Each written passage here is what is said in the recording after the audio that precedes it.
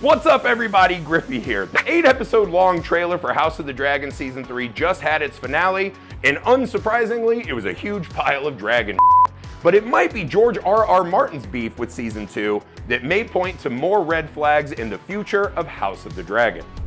Red flag number 1, what the hell was that? This might be the most uneventful episode of television in the history of the Tiny Boob Tube, right? We have essentially the longest, weirdest episode of Scared Straight, where Damon is just seeing ghosts all over Harrenhal, which are scenes that we've already seen on the show.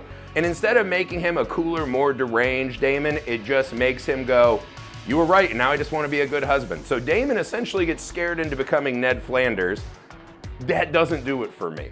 2, we have a ton of new dragons. We spent the second half of the season seeing more dragon riders being added to the roster. What's not in the finale?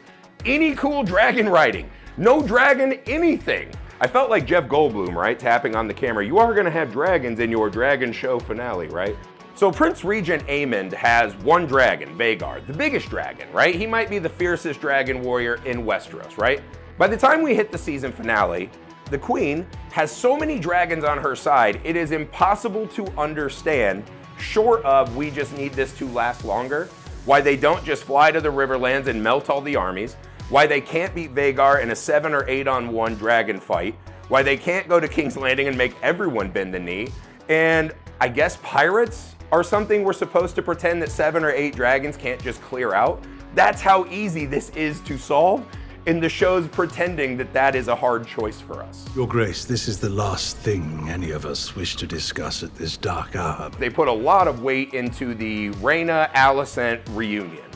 So these two have Princess Jasmine their way into each other's lives so many times to keep asking if we can not have war when all they do is tell us the show is going to be war.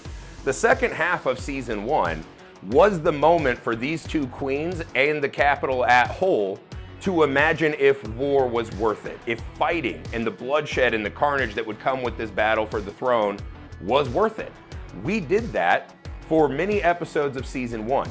By the time you get to episode 4 and the two dragons start murdering each other, that's off the table. We should not be spending the last 4 episodes questioning if there's a better way out. The blood is already spilled. Kristen Cole told us we gave this world to the dragons.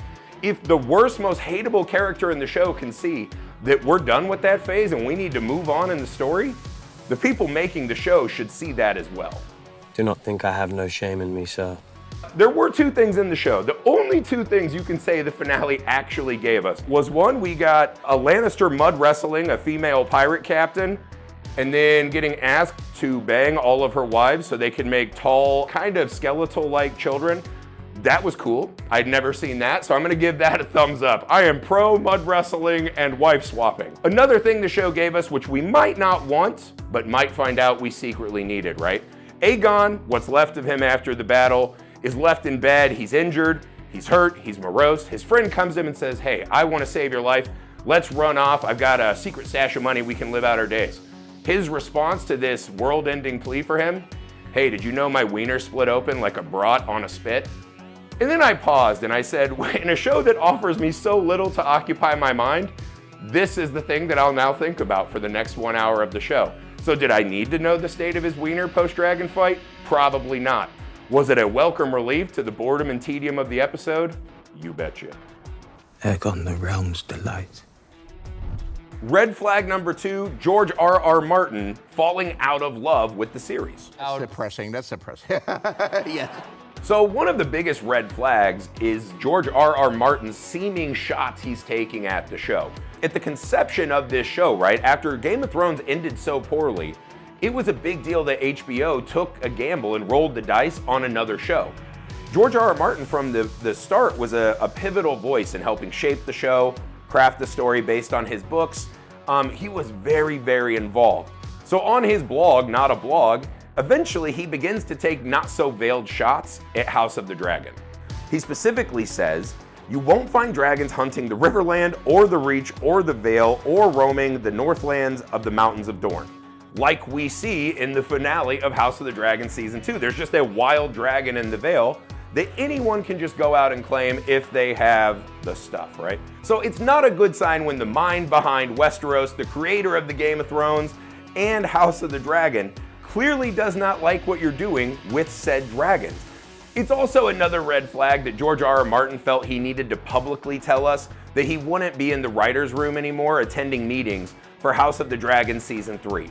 While this could be for a myriad of reasons, he's a busy, rich, old guy, right? There's better things to do when you're a busy, rich, old man.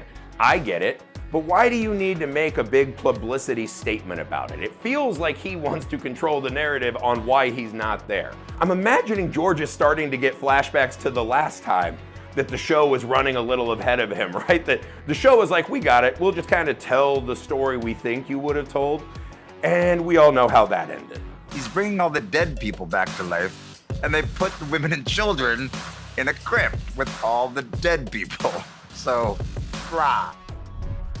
Red flag number 3, ghost of terrible finales past.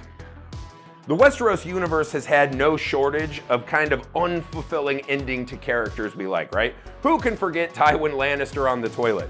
Who can forget Jon Snow coming back to life to do nothing except kill his aunt who he had sex with and then return to his kind of middle management job at the Wall?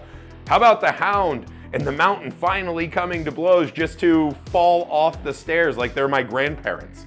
And it might be unfair. I agree, Game of Thrones has given me more best thing I've ever seen on TV moments than these bad moments. But the bad is what you remember, sadly. House of the Dragon Season 1 did an excellent job of reaffirming our faith and our commitment to the show that they could fix this problem. We don't want to invest again in these deep, lore-heavy shows, right? With all these names we got to remember and all these places and all of these slow episodes if we're not gonna have it paid out at the end. So I think a lot of us were having flashbacks to ghost of dog finales past when we saw that yet again, they dropped the ball on the last episode. You think that the people running these spinoffs would be hyper aware that if you're going to get one episode right, it better be the last one of the season.